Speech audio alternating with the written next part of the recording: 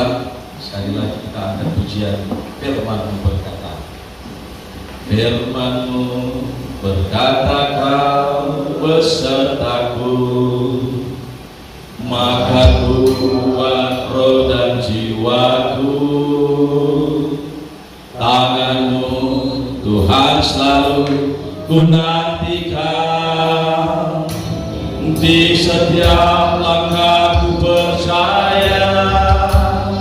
Dengan sayapku ku akan terbang tinggi, di tengah badai hidup ku tak menyerah.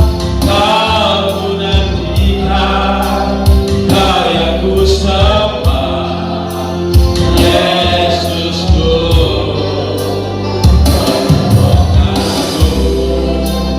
Di tempat maha tinggi ku mengangkat tanganku, aku berserah.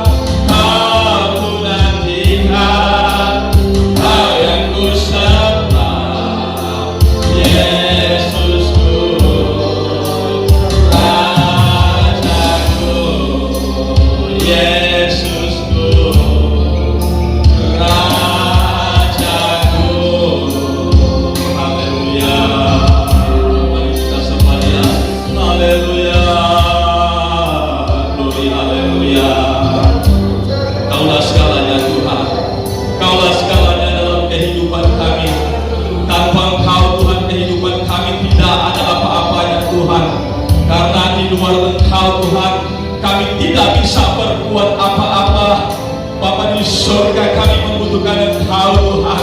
Kami membutuhkan kebenaran Tuhan, agar senantiasa dapat mengubah kehidupan kami. Kami yakin dan percaya, kami semua ada di tempat ini Tuhan, dalam masa proses pemurnian iman kami, agar senantiasa bisa membentuk kehidupan kami, boleh menjadi pribadi-pribadi yang sungguh-sungguh kuat di dalam Tuhan, sungguh-sungguh berkenan di hadapan Tuhan. Ketika kami Tuhan diproses melalui di tempat ini Tuhan, dalam proses pemurnian iman, ketika kami keluar dari tempat ini, kami boleh menjadi pribadi Tuhan yang menjadi berkat bagi semua orang, teristimewa kepada Engkau ya Bapa di sorga. Terima kasih Tuhan, lewat kebenaran firman Tuhan pada siang hari ini Tuhan, kami percaya Tuhan akan memberikan kami kekuatan yang baru dalam kehidupan kami.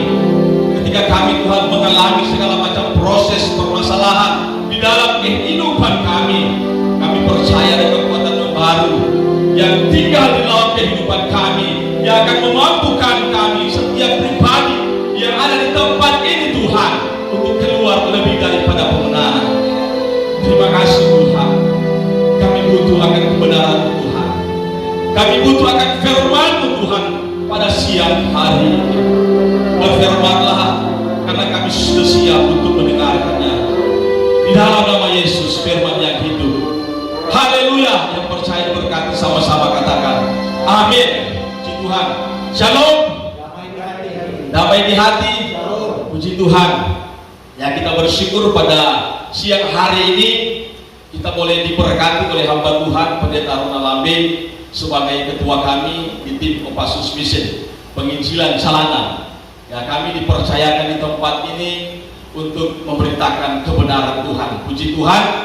Kita yakin dan percaya Bapak, bahwa semua kita di tempat ini pribadi lepas pribadi, ya, sementara mengalami proses, amin, proses ujian iman, itu yang lebih baik yang saya katakan, proses ujian iman bagi kita sekalian untuk membentuk kehidupan kita menjadi pribadi-pribadi yang kuat di dalam Tuhan, amin, menjadi pribadi-pribadi yang sungguh-sungguh yang akan mengasihi Tuhan lewat kehidupan kita. Ketika kita keluar dari tempat ini, ya, kita yakin dan percaya tidak lepas daripada segala tantangan, segala permasalahan yang kita alami. Ya, mungkin kita di dalam ini, tetapi pikiran kita di luar.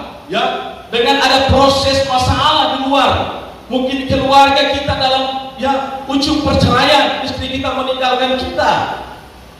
Mungkin pekerjaan kita sudah kita kehilangan pekerjaan kita dan masalah yang lain yang kita alami di tempat ini. Tetapi yakinlah, kita percaya bahwa ketika kita fokus di dalam Tuhan, lewat pemurnian di tempat ini kita cari Tuhan, kita bangun hubungan yang intim dengan Tuhan, kita percaya ya Tuhan akan tambahkan semuanya. Tuhan akan memberkati kehidupan kita. Amin. Nah, pada pembacaan firman Tuhan pada siang hari ini yang saya ambil di dalam Yesaya 55 ayat 6 dan 7, 2 ayat saja. Saya akan membacakan bagi kita sekalian. Ayat 6. Carilah Tuhan selama ia berkenan ditemui. Berserulah kepadanya selama ia dekat. Ayat yang ke-7 berkata, baiklah orang fasik meninggalkan jalannya dan orang yang jahat meninggalkan rancangannya. Baiklah ia kembali kepada Tuhan, maka dia akan mengasihaninya, dan kepada Allah kita, sebab ia memberi pengampunan dengan limpahnya. Puji Tuhan. Ya, firman Tuhan pada siang hari ini berkata bahwa carilah Tuhan selama ia berkenan. Amin. Carilah Tuhan selama ia berkenan. Artinya berkenan bagaimana kehidupan kita di dalam Tuhan. Karena kita yakin dan percaya bahwa suatu kelak Tuhan sudah tidak bisa ditemui lagi. Amin. Tuhan sudah tidak bisa lagi berkenan untuk menemui kehidupan kita. Artinya firman ini, kebenaran ini akan diangkat Tuhan. Untuk itu firman Tuhan berkata, carilah Tuhan. Carilah Tuhan dengan apa? Dengan kehidupan kita yang berkenan di hadapan Tuhan.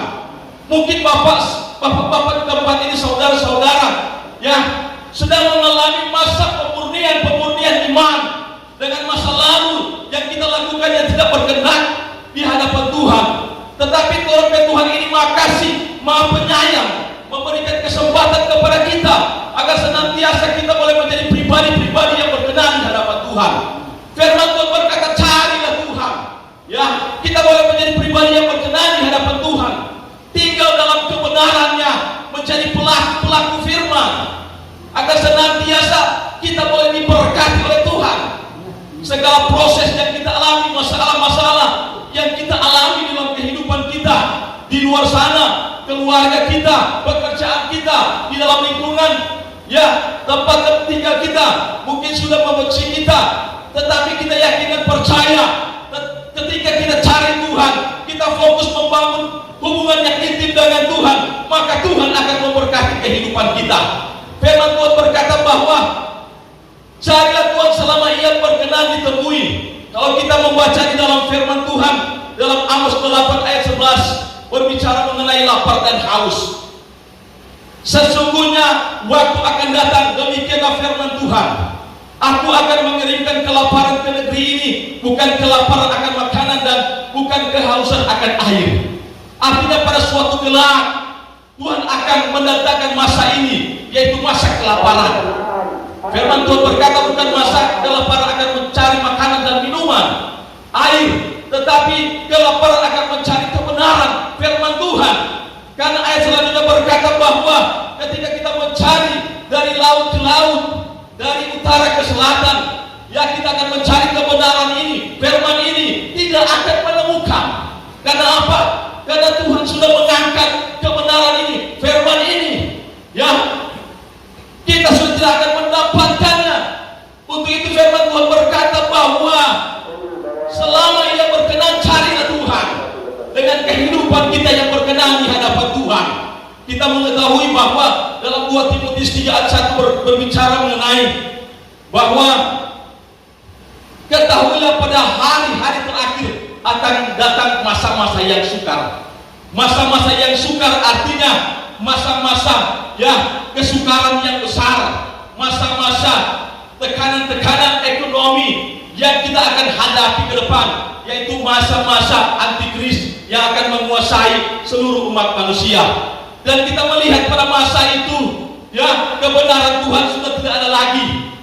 Firman Tuhan sudah diangkat oleh Tuhan. Segala macam kejahatan dijelaskan dalam kebenaran firman Tuhan akan terjadi, ya.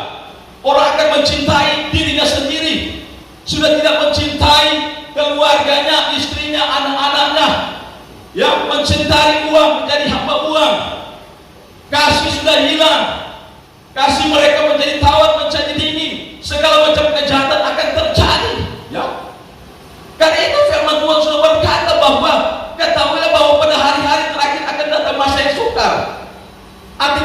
ketetapan firman Tuhan mulai akan digenapi. Yang kita lihat di dalam Matius 24 ayat 6. Hari-hari ini mulai digenapi. Ya, dalam ayat 6 dijelaskan bahwa kamu akan mendengar deru perang atau kabar-kabar tentang perang. Namun berawas-awaslah, jangan kamu gelisah, sebab semuanya itu harus terjadi. Tetapi itu belum pada kesudahannya. Tuhan bilang belum pada kesudahannya. Sebab bangsa akan bangkit melawan bangsa dan kerajaan melawan kerajaan. Akan ada kelaparan dan gempa bumi di berbagai tempat. Dan itu sudah mulai terjadi. Tuhan bilang itu belum pada kesudahannya dan itu harus terjadi. Ya, lebih parah lagi akan terjadi gempa bumi yang dahsyat di mana-mana. Ya, untuk itu firman Tuhan berkata dalam Efesus 5 ayat 16, pergunakanlah waktu yang ada, karena hari-hari ini adalah jahat. Hari-hari ini adalah jahat. Bagaimana masa-masa pemurnian mulai terjadi, ya, masa-masa pentapisan mulai digenapi di dalam kehidupan kita. Tuhan ingin mencari orang-orang yang sungguh-sungguh memiliki iman yang disertai dengan perbuatan yang sungguh-sungguh mengasihi Tuhan.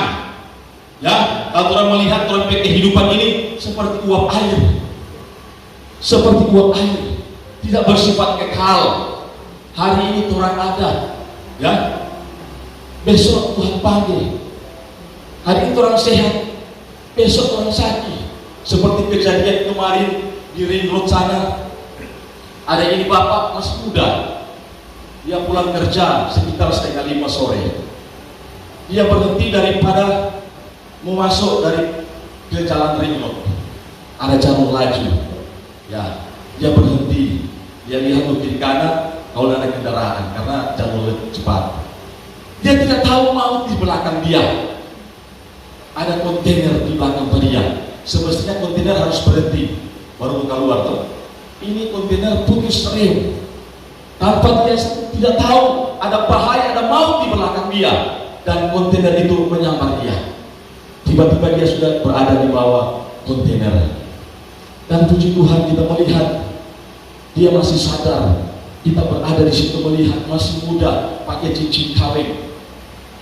Dia sudah tidak berdaya, dia kaki sudah bisa bergerak lagi. Jadi itu yang tuntut bapak tangannya kalau bisa kasih kepala begini supaya tidak sakit mau angkat.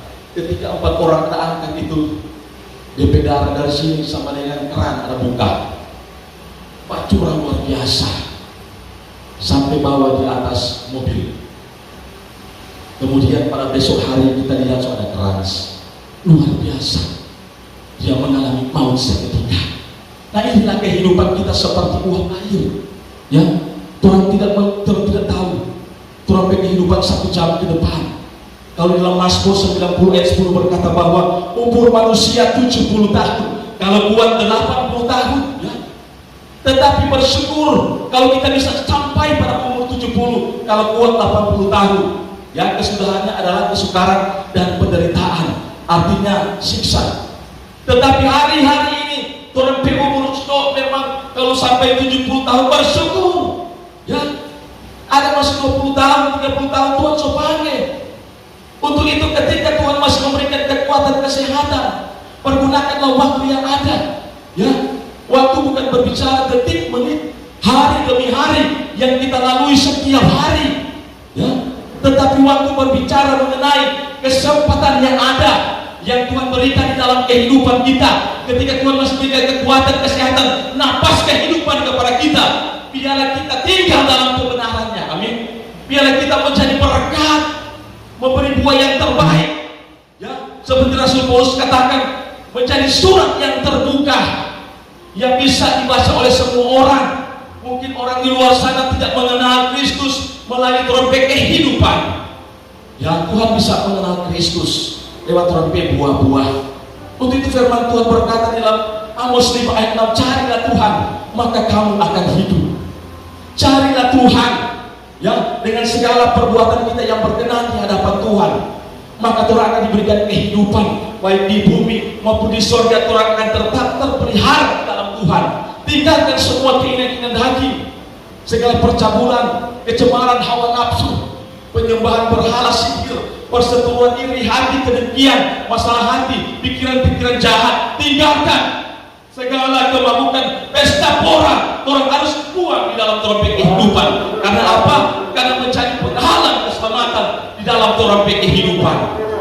Dan biarlah buah-buah roh menjadi bagian di dalam kehidupan kita. Harus ada kasih, harus ada sukacita, ada damai sejahtera, kemurahan, kebaikan, kesetiaan, pengendalian diri, ya, kelemah lembutan harus menjadi bagian di dalam kehidupan kita, agar senantiasa firman Tuhan berkata bahwa suatu kelak ketika firman Tuhan ini diangkat, kita boleh menjadi pribadi-pribadi yang boleh diberkati oleh Tuhan. Amin. Dan yang kedua, firman Tuhan berkata bahwa berseluruh kepadanya selama ia dekat. Amin. Artinya selama ia dekat kepada kita, kita dekat dengan dia. Artinya kita tinggal di dalam kebenarannya, sehingga kita berseru dia ada. Karena apa? Kehidupan kita tidak lepas daripada masalah. Kehidupan kita tidak lepas daripada badai, tantangan, ujian yang akan memurnikan kehidupan kita. Amin.